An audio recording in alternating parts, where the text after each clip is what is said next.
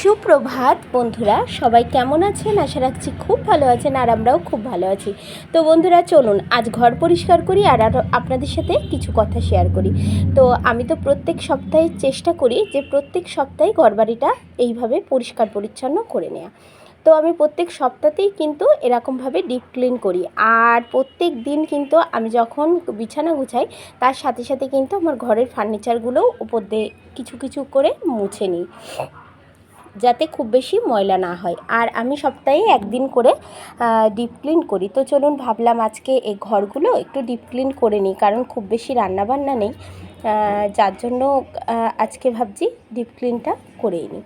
তো বন্ধুরা, এটা হচ্ছে আমার শুক্রবারের ভিডিও, আর আজ হচ্ছে রবিবার আমি ভয়েস দিচ্ছি, ঠিক আছে? আমার একদিন গ্যাপ চলে গেছে ভিডিওটা, তো শনিবারের ভিডিও পাবেন হচ্ছে কালকে। তো চলুন শেয়ার করা যাক। এই পর্দাগুলো কিন্তু আমি এই ঝুলঝাড়া দিয়েই ঝেড়ে নিই, আর যেহেতু পুজোর সামনে চলে আসছে তা পর্দাগুলো এখন খুলবো না, হচ্ছে পুজোর আগে আগে খুলে বেশ কাচাকুচি করে রাখবো। তো হাজব্যান্ডকে বলেছিলাম যে ঘরের আর এক সেট করে হচ্ছে পর্দা কিনতে, মানে আমার মেয়েদের ঘরের আর আমাদের ঘরের। তো বললো যে ঠিক আছে, কারণ আমার এক সেটই হচ্ছে পর্দা, তার জন্য চিন্তা করেছি যে আর এক সেট করে কিনলে বেশ ভালো হতো, কারণ যখন একটু হালকা ময়লা হয়ে যায় বা ইচ্ছা করে যে ঘরের পর্দাগুলো একটু চেঞ্জ করি, তবে কিন্তু দেখতে ভালো লাগে, তাই না? ঘরের বেশ সুন্দর পর্দা লাগালে, ঘরটা বেশ সুন্দর করে সাজালে তবেই কিন্তু খুব সুন্দর লাগবে দেখতে। আর আমার মতন যারা হাউসওয়াইফ, মানে ঘরের থেকে বাইরে যারা কাজ করেন না, ঘরেরই মানে যারা সংসার সামলান, তাদের কিন্তু এই জিনিসগুলোই বেশি করে মাথায় আসে, যে কিভাবে ঘরটা সুন্দর করে সাজিয়ে গুছিয়ে রাখবো, 5টা লোক এসে বলবে যে না ঘরবাড়িগুলো পরিষ্কার পরিচ্ছন্ন আছে, এই আর কি। তো দেখুন, আমি তো মানুষটা খুব একটা লম্বা চওড়া না, খাটো, তো যতটুকু হাত যাই ততটুকু হচ্ছে ফ্যানটা কিন্তু আমি বেশ সুন্দর করে পরিষ্কার করে নিয়েছি। আর আমার ফ্যানে খুব একটা ময়লা হয় না, ওই হালকা হালকা একটুখানি ময়লা পড়ে, সেটা আমি কিন্তু খুব তাড়াতাড়ি পরিষ্কার করি বলে হচ্ছে পরিষ্কার থাকে।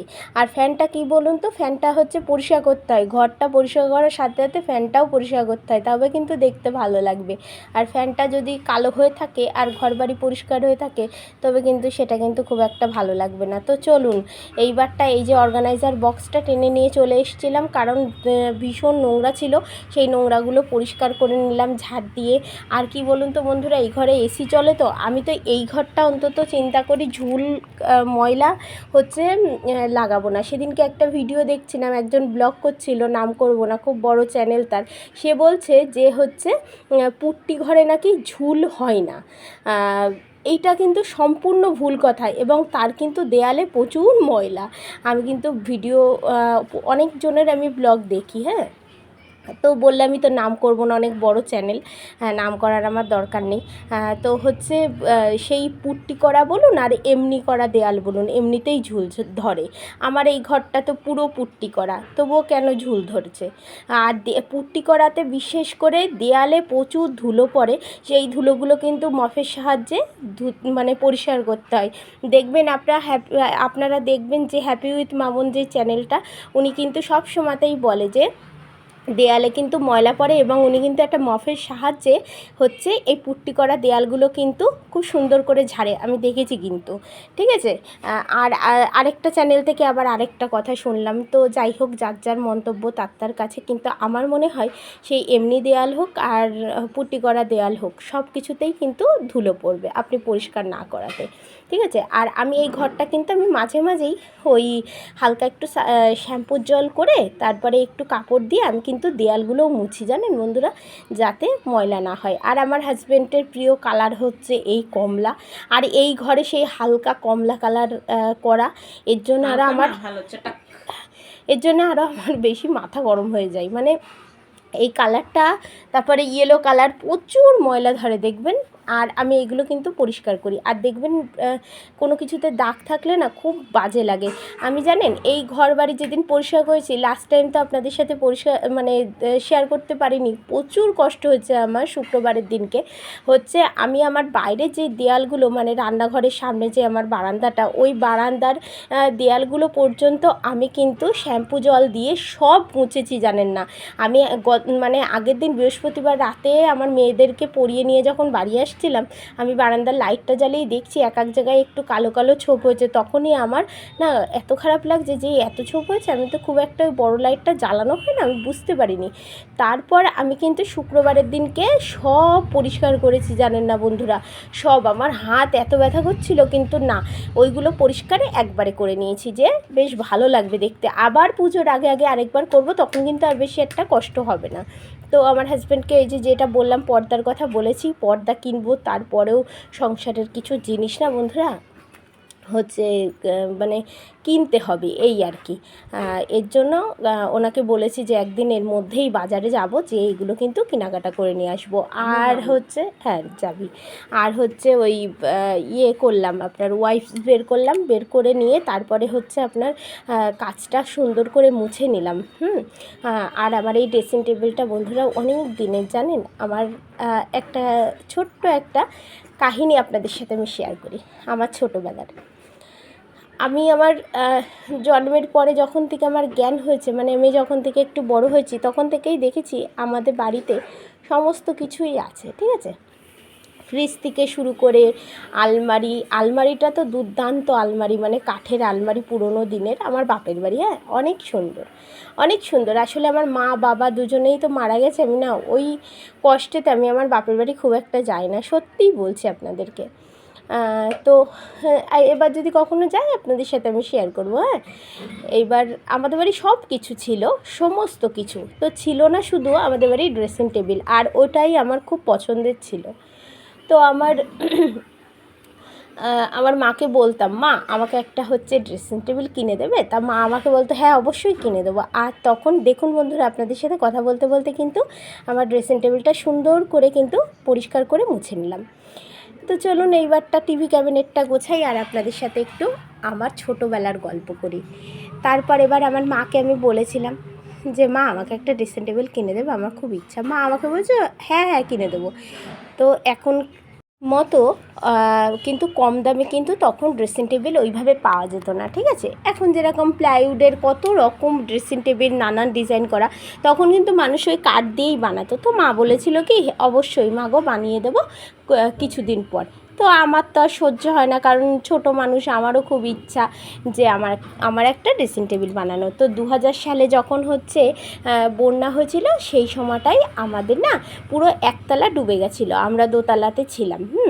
তারপরেও দেখলাম পাড়া পুরো শুনশান, পাড়াতে কেউ নেই। তখন আমরা আরেকটা জায়গায় চলে গেছিলাম, সবাই যেখানে ছিল একটা লজে, সবাই আমরাও সেখানটাতে ছিলাম। আর তখন তো 2000 সালে আপনারা জানেন বন্ধুরা, যারা যারা জানেন 2000 সালে প্রচুর বন্যা হয়েছিল, বিশাল বড় বন্যা, ঠিক আছে। সেটাই এইবার আমরা 1 মাস পর ওই জল নামে, তখন আমার বাবা তো ছোটোবেলায় মারা গেছিলেন, আমার ঠাম্মা কাকু, আমাদের জয়েন্ট ফ্যামিলি ছিল। তো আমাদের বাড়িটা পুরো রং করানো হবে, সেই সময় দেখে আমাদের ওই আলমারির যে কাচটা ওটা না ভেঙে গেছিলো। তো ভেঙে গেলে সেই কাচটা তারপরে হ্যাঁ জলের বাড়িতে, তারপরে 1 মাস ছিল না জলটা, এবার ভেঙে গেছিলো। তো ওই কাচটা নামিয়ে আমার মা আবার নতুন করে কাচ লাগালো, আর ঘর বাড়ি তো পুরো রং করা হয়ে গেল। তারপর এইবারটা হচ্ছে আপনার এবার ওই কাচটা মাকে বললাম কি মা হচ্ছে এই কাচটা দিয়ে আমি ড্রেসিং টেবিল তা আমার মা বলছে না রে বাবা, আমি তোকে সুন্দর করে বানিয়ে দেবো, ঠিক আছে। আমার কাকুকেও বলেছিল যে তুমি একটু দেখো তো, কাঠের দোকানে কথা বলে মনা বলছে যে একটা ড্রেসিং টেবিলের বানিয়ে দিতে, তো বানিয়ে দেবো। আর আমি জানেন তো বন্ধুরা, আমার বাবার একটাই মেয়ে, তো আমি খুব আহ্লাদে ছিলাম। আমি ছোটোবেলা থেকে মানে আমি খুব ভালো সুন্দরভাবে মানুষ হয়েছি, যা আমি মুখ দিয়ে চেয়েছি আমার বাড়ির লোক আমাকে সেটাই পূরণ করেছে জানেন তো, একদম ছোটোবেলা থেকে। আর হচ্ছে এমন কোনো পুজো নেই যে আমাকে নতুন জামা কিনে দেয়নি জানেন।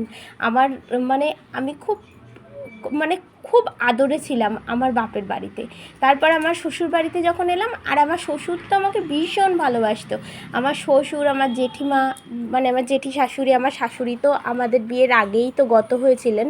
তারপরে আমার মাম্মাম, মানে আমার ঠাকুমা শাশুড়িকে মাম্মাম বলে ডাকতাম, আমাকে ভীষণ ভালোবাসতো, ভীষণ। আর আমার একদম ছোটো বয়সে বিয়ে হয়েছে তো, আমি একদম আমার শ্বশুরবাড়ি আমার মেয়ের মতন ছিলাম একদম।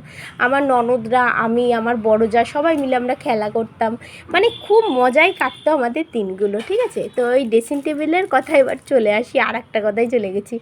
এবার সেই ড্রেসিং টেবিলটা যেইটা ভাঙা, মানে কাঁচটা ভাঙা ছিল, ওটা কী করেছিলাম, ওটা উল্টে দিয়েছিলাম, হ্যাঁ। আর নিচের দিকে তো গোল ছিল একদম, আলমারিতে যেহেতু সেট করা ছিল। আর আমাদের আলমারিটাও কিন্তু আলমারি কাম ড্রেসিং টেবিল মতো ছিল, কিন্তু যেহেতু সামনে কিছু রাখার জায়গা ছিল না, তার জন্য আমার ওইটা ড্রেসিং টেবিল মনে হতো না। তো যাই হোক, ওইটা একটা টুল ছিল, একটা লম্বা, একটা খুব সুন্দর, জানেন বন্ধুরা, আমার সেই টুলটার পরে আমি ড্রেসিং টেবিলটার ওই কাজটা রেখেছিলাম। রেখে আমার ছোটোবেলায় প্রচুর সাজার জিনিস ছিল, সেই সাজার জিনিসগুলো আমি সুন্দর করে সাজিয়ে গুছিয়ে একদম ড্রেসিং টেবিল বানিয়ে দিয়েছিলাম, হ্যাঁ। আর এত ভালো লাগতো দেখতে।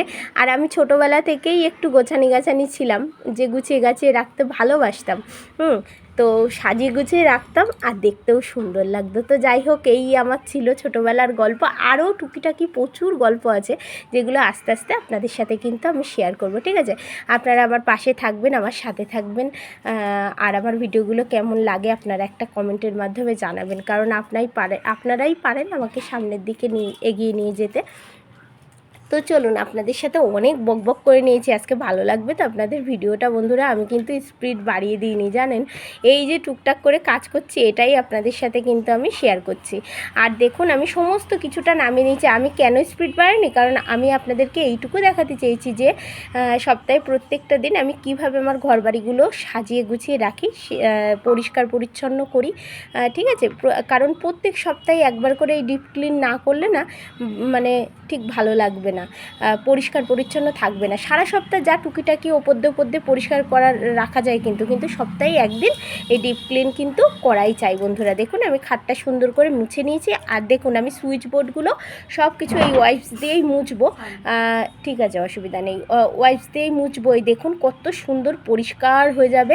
আর আমি বাড়ির প্রত্যেকটা সুইচ বোর্ড কিন্তু এই ওয়াইপস দিয়েই মুছেছি, একদম চকচকে ঝকঝকে হয়ে গেছে, ঠিক আছে, সুন্দর। তো দেখতেও সুন্দর লাগে, পরিষ্কার পরিচ্ছন্ন জিনিস। জানেন, আগে আমি ভয়তে এই সুইচ বোর্ডে হাত দিতাম না। একদিন সত্যি আমি ভাবতাম কি মনে হয় শখ খাবো, তাইতে তা আমাদের হচ্ছে যে কারেন্টের মিস্ত্রি এসেছে, সেই মিস্ত্রি দেখে পোষা হচ্ছে। এবার আমার আমি বলছি কি, ও দাদা আপনার হচ্ছে কারেন্টের শখ লাগবো না? বলছে না না বৌদি, আপনি পরিষ্কার করবেন, কিচ্ছু হবে না, ওয়াইপস দিয়ে পরিষ্কার করবেন না, শুকনো কাপড় দিয়ে। আমি বলছি শুকনো কাপড় দিয়ে কী করে পরিষ্কার করবো, হচ্ছে ময়লাই যায় না? বলে না, হচ্ছে আপনি ওয়াইপস দিয়ে পরিষ্কার করবেন, কিচ্ছু হবে না। আমাদের রং মিস্ত্রি যখন রং করতে আসে, সেও দেখি সেই একই সিস্টেমে হচ্ছে মুছছে। তাই ভাবলাম আমি কেন বাদ যাই। তো চলুন, হচ্ছে আমি এইবারটা কিন্তু এবার বিছানার চাদরটা সুন্দর করে পেতে নিয়ে আপনাদের সাথে দেখি, এবার ঝেড়ে নিই প্রথমে তোষকটা, তারপরে কিন্তু বিছানার চাদরটা পাতবো। আর প্রচুর ধুলো পড়েছে জানেন বন্ধুরা, এরম সেই ঝুল ধুলো পড়েছে। আর আমি তাকাচ্ছি কেন বলুন তো, আমি তাকাচ্ছি হচ্ছে ওই দেখা যাচ্ছে কি না আমারে, তার জন্য, ঠিক আছে। তো এই দেখুন, হচ্ছে আমি সুন্দর করে বিছানাটা ঝেড়ে নিলাম। এইবারটা কি করব বলুন তো, এইবারটা দেখুন আমি কি করি। এবার বাইরের থেকে এই যে ঘর মুছে নেব, তারপরে আপনাদের সাথে কিন্তু বিছানাটা শেয়ার করব, কারণ বিছানাটা কিন্তু পাতা হয়ে গেছে। এবারটা ঘরটা মুছে নিই। আর দেখবেন বন্ধুরা, ঘরবাড়ি কিন্তু ঝাড়ার পরে, ঘরবাড়ি যদি আপনি না মোছেন, ওই দেখেন আমার হাজব্যান্ড চলে এসছে, এই ক্যামেরার সামনে চলে আসবে একটু পরেই। তা হচ্ছে এই ঘর মুছে ঝাড়ার পর ঘরটা না মুছলে দেখবেন প্রচণ্ড পরিমাণে বালি লাগে, পাততলায় বালি কিসকিস করবে। আর কি বলুন তো, আমার মেয়েরা ধরুন স্কুলে গেছে, ঠিক আছে, এবার বাড়িতে আমি একা। এবার আমার হাজব্যান্ডের কাজ হয়ে গেলে হয়তো আসলো বাড়িতে, আমি বলি তোমার কাজ যদি থাকে যাও, তুমি চলে যাও, বাড়ি থাকতে হবে না। কারণ তখন উনি বাড়ি চলে যায়, হচ্ছে বাইরে চলে যায়। কারণ আমি কি বলুন তো, এই যে ঘর মোছা, এই বিছানা কাতা ঝাড়া, ওনার ওই ঝুল যদি পড়ে না, তাহলে ওনার হাঁচি হয়, প্রচণ্ড ডাস্ট অ্যালার্জি ওনার। এর জন্য আমি বলি যে তুমি হচ্ছে বাইরে চলে যাও, তোমার কাজ না থাকলেও কোথাও একটা ঘুরে এসো, যাও দৌড় মেরে, আমি ততক্ষণে এগুলো পরিষ্কার পরিচ্ছন্ন করতে থাকি। আর উনি প্রচণ্ড পরিমাণে খুঁত ধরে আমার কাজের, এর জন্য আমার মাথা গরম হয়ে যায়। মানে ধরুন আমি কিছু একটা উনুনে চাপিয়ে এসেছি, হ্যাঁ, মানে মানে গ্যাসে, এসে আমি ধরেন গ্যাসটা ঘরটা মুছছি। তো ওইদিকে ধরুন তেলটা চাপানো, তারপরে যে আরেক মাছ হোক বা নিরামিষ কিছু যদি রান্না করি সেটা করব। মামন গ্যাসটা পুড়ে যাচ্ছে, তুমি ওই গ্যাস চালিয়ে ওই জায়গায় ঘর মুছছো, আমার তখন হয়ে যায় রাগ। আপনারা তো দেখতেই পেলেন সব ফার্নিচার আজকে একদম ডিপ ক্লিন করলাম। মানে আমি প্রত্যেক সপ্তাহে চেষ্টা করি যে ডিপ ক্লিন করার একবার করে। তো এই ঘরটা তো আমার পুরোপুরি কমপ্লিট, এই যে মুছেও নিয়েছি, ঠিক আছে, ভিজা বলে ঘরের ভিতরে ঢুকলাম না। তো কেমন লাগছে অবশ্যই কমেন্টের মাধ্যমে জানাবেন। তো চলুন আবার পরে আসছি। আর এইদিকে দেখুন বন্ধুরা, ফুলকপি দিয়ে দেখাই আপনাদেরকে, এই যে ফুলকপি দিয়ে মুগের ডালটা করেছি, ঠিক আছে। আর মেয়েদের একটু মাংস আছে, মাংস দিয়ে ওরা খেয়ে নেবে। আর এই যে ডাল আর এই পটল ভাজা আমাদের জন্য, আমার হাজবেন্ডের জন্য, তাহলে আজকে শুক্রবার নিরামিষ, সেই কারণে। তো আর এই দেখুন একটা বেগুন ভাজবো, আর দুটো উচ্ছে রেখেছি, আলু দিয়ে ভাতে দেবো, ঠিক আছে। তো চলুন, এই রান্না তো আর কিছু শেয়ার করলাম না, এইটুকু রান্না লাস্টে বসাবো, ভাত এগুলো হয়ে গেলে আস্তে আস্তে হোক। বন্ধুরা আজকে তো ঠাকুর দর্শন করানো হয়নি আপনাদেরকে। এই যে ভগবান এই যে বসে আছেন প্রত্যেকে, আর এই যে বাসন মেজে রেখেছি উপর দিয়ে, আর ঘরটাও মুছে পরিষ্কার একদম, ঠাকুর ঘর আমার চকচকে ঝকঝকে একদম। বন্ধুরা বারান্দার অবস্থা এই, আজ আপনাদের সাথে বারান্দাটা শেয়ার করছি না, বেশি কিছু গোছানোর নেই। ওখানে একটু জামা কাপড়টা গোছাবো, সোফাটা একটু গোছাবো, আর এখানে কিছু জামা কাপড় আছে ওইগুলো ওই ঘরে নেব, ঠিক আছে। তো চলুন এটা গুছিয়ে নিই, তারপরে গুছাবো হচ্ছে মেয়েদের ঘরটা, জামা কাপড় গোছাবো। তো চলুন আবার পরে আসছি।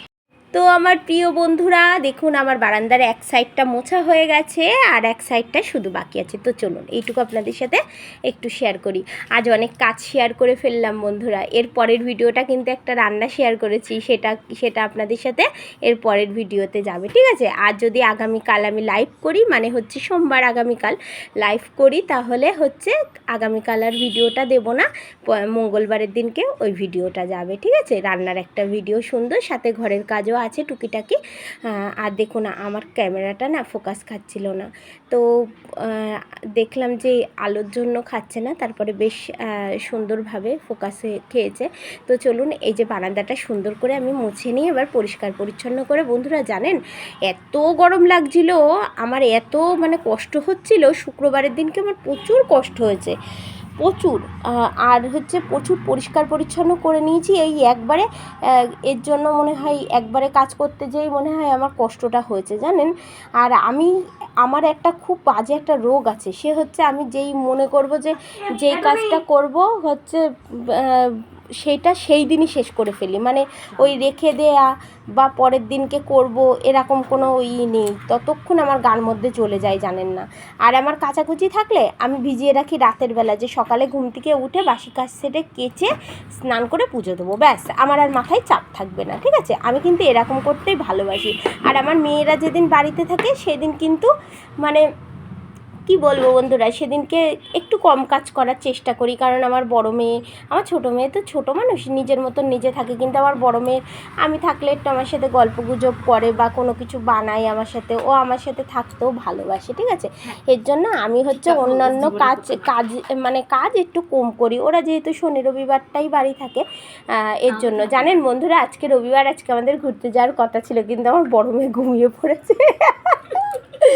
আমার বড় মেয়ে না, অনেকবার ডেকেছি তোকে, আমার বড় মেয়ে ঘুমিয়ে পড়েছে, আমরা নাহলে বকখালি ঘুরতে যেতাম জানেন বন্ধুরা। আমার হাজব্যান্ড তখনই বলছে গীতাঞ্জলিকে ডাক দাও, তো গীতাঞ্জলি হা হা করে ঘুমাচ্ছে, গীতাঞ্জলি আর উঠলো না, মানে কোনো কিছু হলো না। সে যাকে কপালে নেই হয়তো, তাইতে আবার হবে কয়েকদিন পর আবার যাব। আর হচ্ছে কি বলুন তো বন্ধুরা, আমার মেয়ের এই যে ছোটো মেয়ের এই যে কম্পিটিশান, আপনার হচ্ছে ক্যারাটে কম্পিটিশান সামনে। বন্ধুরা এই ঘরেরও ঝুলটা ঝেড়ে নিয়েছি, এটা আর আপনাদের সাথে শেয়ার করলাম না। এই দেখুন ফ্যানটাও পরিষ্কার করে নিয়েছি, ঠিক আছে, যতদূর পেরেছি। তো এইটুকু গুছিয়ে নিলাম তাড়াতাড়ি করে, অনেকটাই কিন্তু বেজে গেছে। আর এই জানলাটা আপাতত খুলে দিলাম, খুব সুন্দর বাতাস আসে, কিন্তু আমার বড় মেয়ে মোটে এই জানলাটা খুলতে দেয় না, বলে কি ভয় লাগে, কি জানি কে কি বলে মা রাতে ভয় লাগে মাথার কাছে আসলে। এবার আমরা তো এখন আর এই ঘরে শুই না, ওই ঘরে এসিতে শুই, তারপরেও বলে ছোটো মানুষ তো এই জন্যে যাই হোক, সন্তান বড় হলেও মা বাবার কাছে সারা জীবনই ছোটো, তাই না?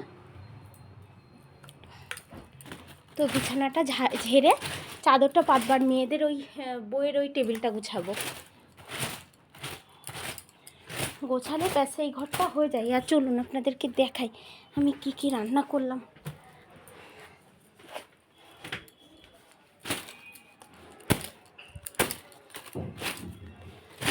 কি ঝুল পড়েছে ওই ফ্যানের থেকে।